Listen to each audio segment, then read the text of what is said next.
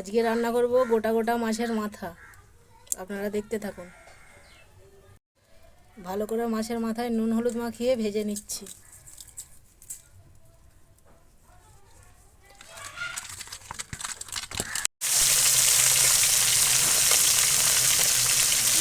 মাছের মাথা ভাজা হয়ে গেছে, তুলে নিচ্ছি।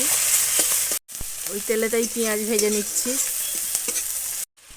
পেঁয়াজ ভাজার মধ্যে টমেটো কুচি, কাঁচা লঙ্কা কুচি, আদা রসুন বাটা, লঙ্কা হলুদ দিয়ে মশলাটা তৈরি করে নিচ্ছি। মশলা রেডি হয়ে গেছে, এবার জল দিয়ে দিচ্ছি। ভেজে রাখা মাছের মাথা দিয়ে দিচ্ছি। চাপা দিয়ে 5 মিনিট রান্না করে নেব।